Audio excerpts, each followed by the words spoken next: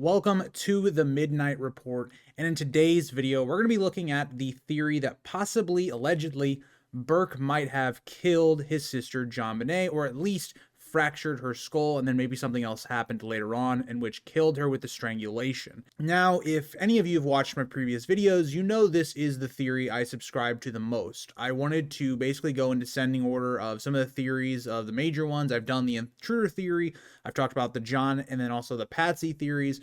Now we're going to get to the Burke theory, which in my opinion is not necessarily just the Burke theory. For you to believe the Burke did it, you have to also believe that the whole family was more or less involved.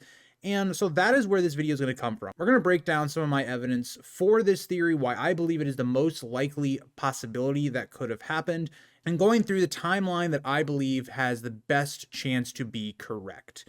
And so if you do have disagreements with this theory, all I ask is that you be respectful in the comments and we can have a rational conversation. I would love to do so because this will be one of the last videos I make on this case. I want to do one final conclusion, answering maybe some of your questions and things that I have changed my opinions on as time has gone on. So if you want to ask something to me or you want to talk about it, let me know down in the comments, and subscribe if you enjoy. So let's look at the Burke case. Now, the Burke case largely depends on a couple major facets that we'll talk about in today's video. Firstly, the pineapple. The pineapple is a huge part, is the thing that drew me into believing that it possibly could be Burke, just based on the idea that it places Burke out of bed and the parents deny him being out of bed. And like I talked about in the Patsy video, for a while, there was no clear indication that Burke had been out of bed. Like, there are indications, but there was not really any confirmation. And when the Dr. Phil interview happened in 2016, and some of the statements that Burke was making in his interviews, both relatively soon after JonBenét's death, and then also in the later interview with Dr. Phil, he contradicted a lot of things that went against the Ramsey story and placed him out of bed that night. And especially given the fact that I was being introduced to this theory after that point, I already had that context information going into this case. And so the pineapple is a really important one. I'm not going to touch on it as detailed as I did in a prior standalone video. So if you want to check out my full breakdown of the pineapple stuff, I'd check out that video. But moving on, I think Burke's childhood behavior, there are clear signs of issues between the children, between them having past signs of violence. Now, I won't go with saying something as far as like what I believe happened this night, but we do know that like Burke hit JonBené and that left her with a permanent scar on her body. There is Burke smearing feces on his sister's bed. There is clear issues going on between the two siblings, all of that. There was also a pattern, it seemed, of Burke having late night activity in terms of getting snacks late at night. Seemed like something he would do, which makes sense. It's what children do usually. The skull fracture, we'll talk about if Burke could have possibly done it, something I've started to even question in my own thoughts of this case. And then we'll look at the 911 call, which also could place Burke out of bed. And then lastly, we'll also look at the idea of, would the parents have covered this up to protect a surviving child? So let's break into a little bit more detailed on the pineapple evidence. So in the pineapple bowl that was found by police the next morning that was still left out, forensic evidence would place Burke at least having touched DNA on the crime scene of the glass and also the bowl of pineapple. So this would indicate that likely Burke had been up at night with this snack of having pineapple. Now, some would argue that, well, this is their house, maybe it was just the touch DNA came from another prior time when they had pineapple or something like that, or even just touching the bowl in general. The problem I have with this is, that would be fine and dandy if we didn't know that JonBené had fresh pineapple in her small intestine. And so this is the problem you have, is that there was no pineapple at the White's party, and also it probably would have digested by the time she died, even if there was. So we know that pineapple had to have been given to JonBené, either by the parents or maybe taking it from Burke. Or possibly, but a very weird possibility, is that she was maybe lured down and given pineapple by an intruder, which I just don't really believe, but it's possible it could have happened. The other issue you lead to this is that, especially early on in the case, there wasn't really much to go off of in terms of the Ramseys themselves. They denied any involvement with the pineapple. They never accepted that they had given their daughter or Burke any type of pineapple. And for a while, Burke had been very suspicious in interviews. Like, he would dance around the idea of the pineapple being a favorite snack of his, or even what was in the bowl very shortly after JonBenet died. He was actually interviewed before the parents were interviewed in this case, really because the police kind of forced Burke into it, and or the Ramsey camp into it. But there's no clear indication that Burke could be linked to being up that night. And so the point of that pineapple video was to look at the idea that there is no way at this point we can deny that Burke was out of bed that night and placed in a time frame in which he could have killed his sister. Is that to say that he did it 100%? No, but it is to show that there's a lie being told by the Ramseys that their timeline does not work. Burke was up that night, but does that mean he killed JonBenet? That's up to your own interpretation. Now, what does this suggest in my opinion? It suggests at the very least, that Burke and JonBenet were up later than what we're told by the Ramseys. Now, this is where it gets a little confusing, because in the Steve Thomas theory with Patsy, he believes Patsy was up with the children and maybe gave Burke the pineapple, and then JonBenet was maybe eating out of his bowl or something along that line. I'm still not certain, because the problem you have with the pineapple is it seems to be like pretty freshly cut, something that a child wouldn't really do.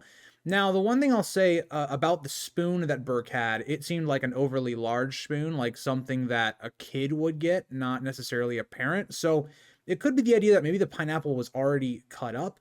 So Burke didn't really have to do anything. He just, he gets the bowl, puts the pineapple in it that's already been freshly cut up.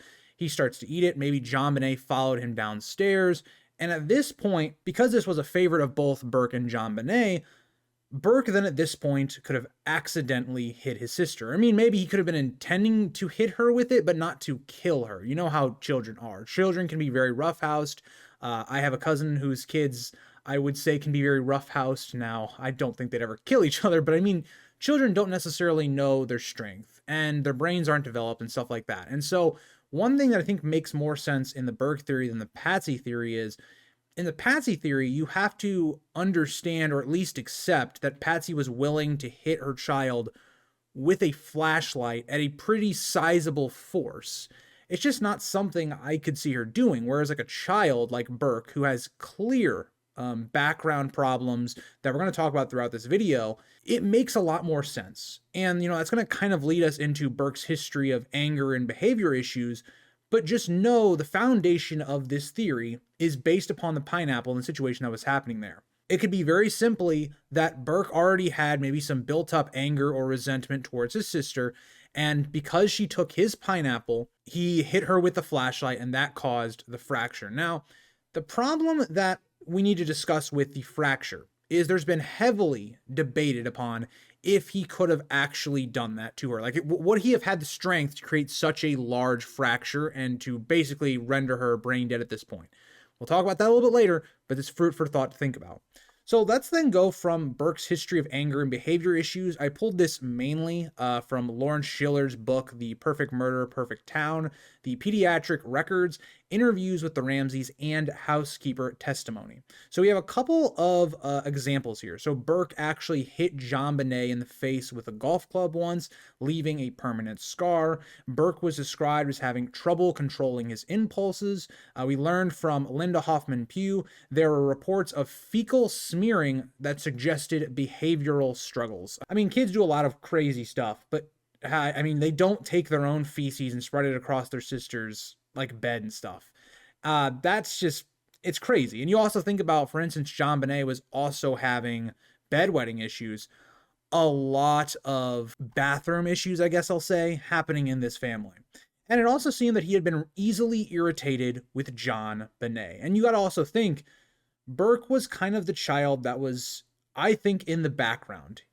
Patsy was seeming to live through her daughter, and I know that they were doing something that they seem to both like. Now, I pointed out in my documentary, there's also been statements that have indicated that JonBenet did not like the pageants as much as it seemed to be.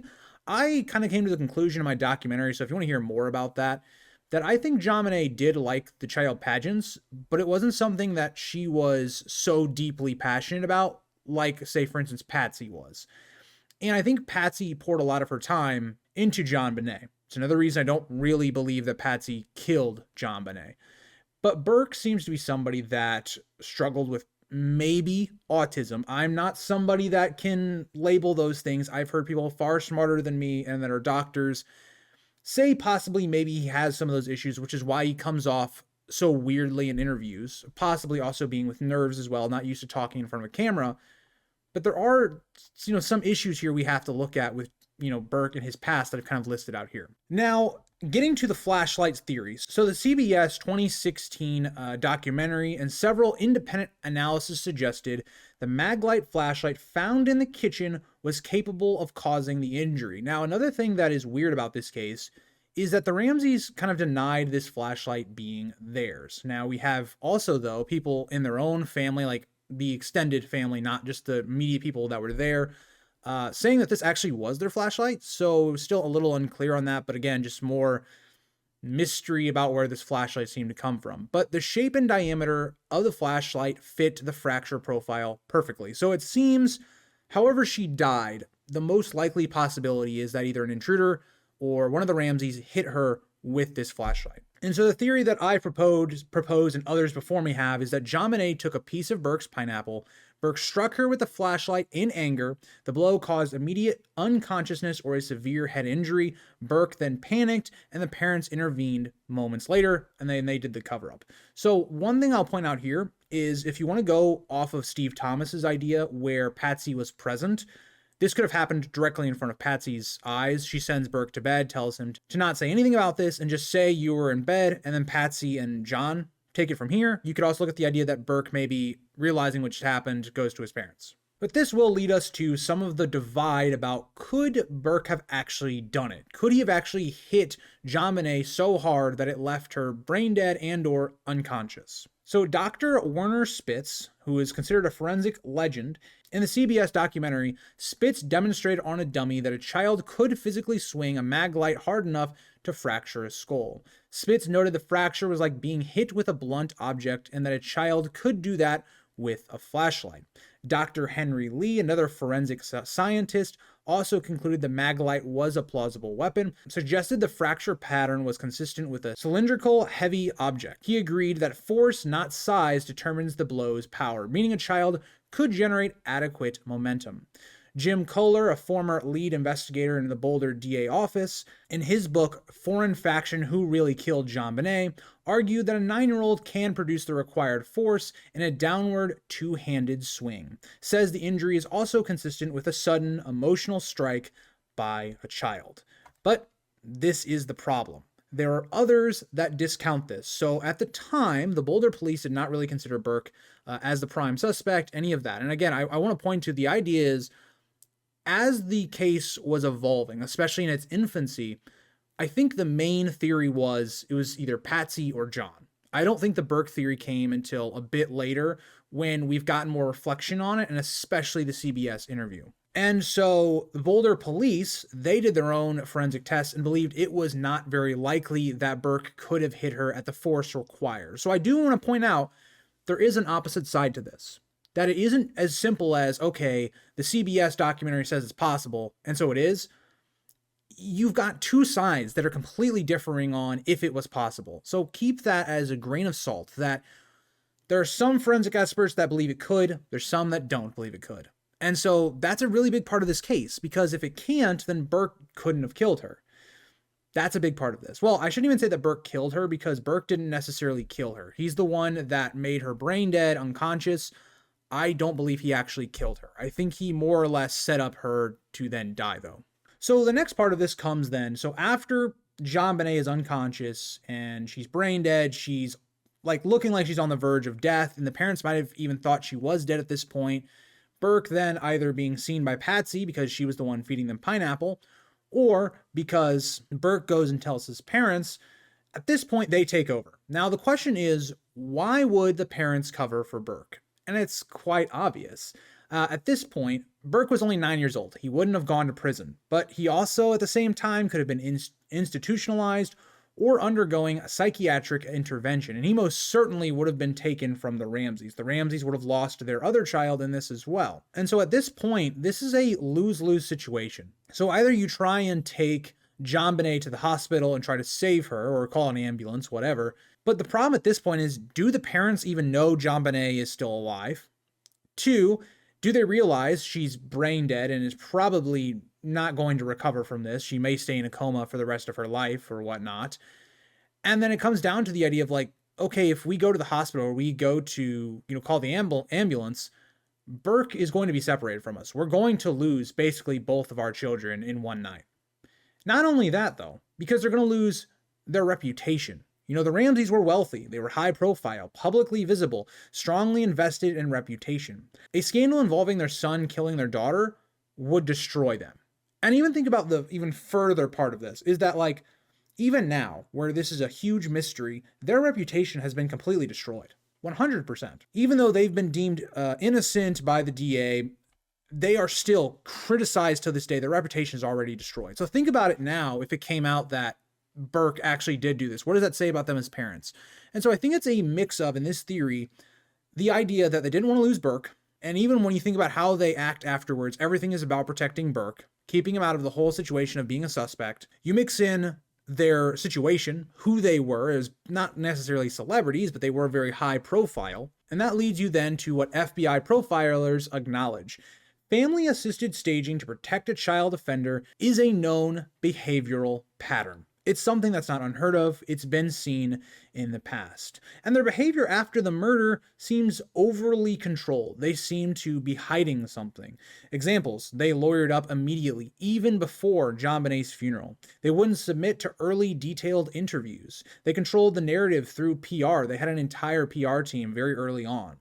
Kept Burke separated from investigators. For instance, they ushered him out of the door nearly instantly. They were only forced into doing that interview that Burke had, and they were still able to dictate a lot of the terms for it. For instance, police could not be in the same room of the Burke interview.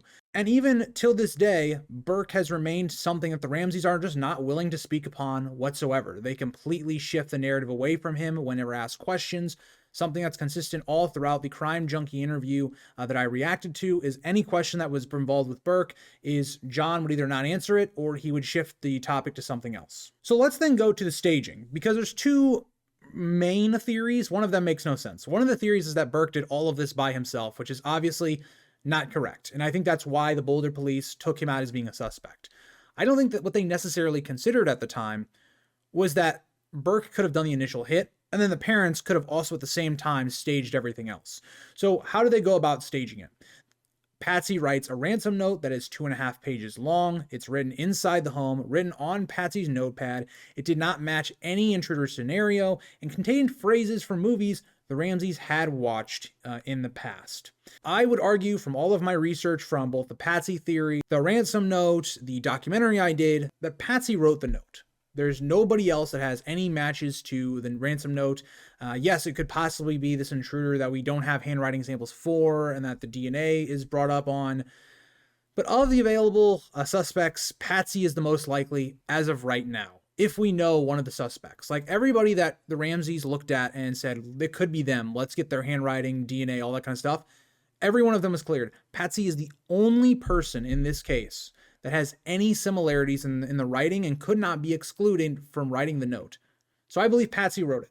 It makes sense, and to me, it's the most likely outcome of what could have happened with the note. The note was exclusively designed to mislead the police, to make the crime look like a kidnapping gone wrong. It kept Burke completely out of the equation. So then you might be thinking, why the garrote? Or the garrote, however you pronounce that. So why was that in this case? Now, I think there's two main reasons. The first one is, I think John, because I think he's the person that ends up actually killing JonBenet. I think he looked at his daughter and said, his daughter's basically already dead. She's brain dead. She's not going to recover from this. And so he's choosing Burke because that's who is alive at this point and is, healthy more or less. And so the garrote was used for two reasons. One, it could help provide the idea that this was some sort of sexual assault or homicide, and also redirect it from being something like a hit to her head, leading it to be more of a strangulation, as well as John, killing his daughter overall in a situation where John didn't, necessarily have to look at his daughter while he was strangling her, even though she wasn't conscious. There's no defensive wounds. JonBenet, from everything we're told in the autopsy report, did not fight back whatsoever in the strangulation. So she was unconscious.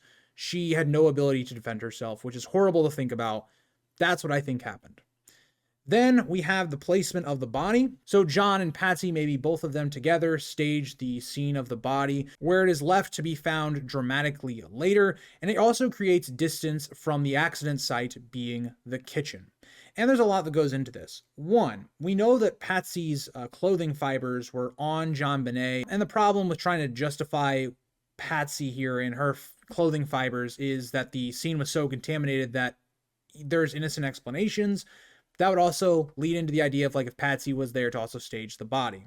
Now, this gets us then to kind of the morning of. So the 911 call happened. Many people think that the call was done very performative. It would also build up into Patsy's background as being somebody that had a background in theatrical stuff and drama. And also she is somebody that graduated with a degree in journalism. So that would also help with her ransom note writing, all that kind of stuff. But in the 911 call, some audio analysts claim you can hear Burke's voice in the background. Patsy saying, "What did you do?" and something along the lines of, "We're not speaking to you." And this is really crucial. Now, this is something that we will never probably be able to prove unless audio is able to just get better somehow and we're able to decipher this call a lot more, enhance it. But if Burke was awake at this point, it is just another sign that Burke was a lot more active that night and that morning as well than the Ramseys would have you believe. Because the Ramseys' main story throughout everything is that Burke was completely uninvolved, he was asleep the whole time, and that has been proven verifiably false. Burke says that he was awake when the police officer basically shined a light in his room. He has said that he went downstairs after his parents were asleep in the CBS interview. So he is already himself suggested that he was not asleep the entire time. And so the problem with admitting stuff like this is Burke places himself now as a prime suspect for JonBenét's murder because he would have been unsupervised, he would have had the means and the possibility that he could do it. So let me summarize my thoughts. And there's a lot more I could have talked about in this theory. And I think that the reason I did the pineapple video is because it explains a lot more in depth on certain aspects of the case of why I believe so strongly that it was Burke. Now, I'll say this. I think the Patsy theory and how much time I spent with that video in the weeks leading up to that video that I did 2 weeks ago is it did make me question, could Burke have actually done the fracture? And was Patsy in the kitchen that night with the pineapple? Those are two things that I think that I'd love to hear your guys' thoughts on. And tell me what you think about them based on what we've been told by experts. But here is my summarized thoughts. I think that Burke's fingerprints on the pineapple place him in a situation in which he was up late at night, could have been in close proximity with JonBenet, and is the reason pineapple is in her system. I think that his background, his childhood behavior, the signs of aggression towards his sister, the really weird behavior like the feces point to a strained relationship between the two. He had signs of being up that night and also of earlier late night activity in the previous years of his life and going up and getting snacks late at night. The flashlight seems to be a perfect match for the weapon that gave JonBenet the fracture. It's something that I believe was the weapon that hit her no matter who used it. I believe that there is at least enough to suggest it was possible for Burke to be able to give her that fracture even with it being contested at this moment. I think his awkward behavior in interviews, how he seems like he doesn't even really care about JonBenét's death or doesn't even recognize it. Some of his early activity in the interviews, like for instance, not drawing JonBenet in the family picture, or even showing in that first interview exactly how he thinks JonBenet died. He says, "I know how she died," and then does the little hammer thing. I think that that's really suspicious. The idea of his interviews contradicting his parents' interviews and stories that they've said. The CBS special really bringing a lot of this to light and really putting out a really interesting case. And really the idea, the crux of this whole thing is that parents will do anything to protect their children, even when a tragedy has happened. They've lost one child, but they don't want to lose both. So I think there's a lot more I could have talked about on this video, but I think unfortunately, I just don't have the time given if you guys can really tell, I'm wearing the exact same clothing I've been wearing in the last 3 videos. It's because all of these have been recorded back to back. I'm trying to, especially with this channel and another channel I run, trying to give myself a week break of just not doing content, not editing, not recording, not any of that stuff, for Christmas. And that unfortunately makes it where I have to bulk record a ton in November. And I really do want to hear from you guys. What do you guys think? I'm definitely open to having my mind changed about certain aspects of the case. And I'd love to hear it if you guys have questions, if you have things you want me to discuss further that I maybe haven't spent a lot of time with in some of these videos, or you think that are important, feel free to put those in the comments. I might do in my final conclusion of the case a little Q&A section. I might do a live stream instead. If I don't get to it for the final conclusion, maybe I'll just do a Q&A with you guys, and that'll be our wrapping up for the year on the JonBené Ramsey case. But yeah, I also want to say again, please be respectful when we're trying to have conversations in the comments. I've seen this time and time again. I hope this got better by the time this video came out, but I see a lot of people that are not willing to have respectful conversations, that just want to shout their opinions into the air more or less, and just are willing to insult others that disagree with them. And I think that having rational conversation and talking through our points in the comments is always a productive way to talk about the case. So thank you guys all for watching. I hope all of you have a great holidays, depending on when this comes out, and I'll see you guys all in the next one.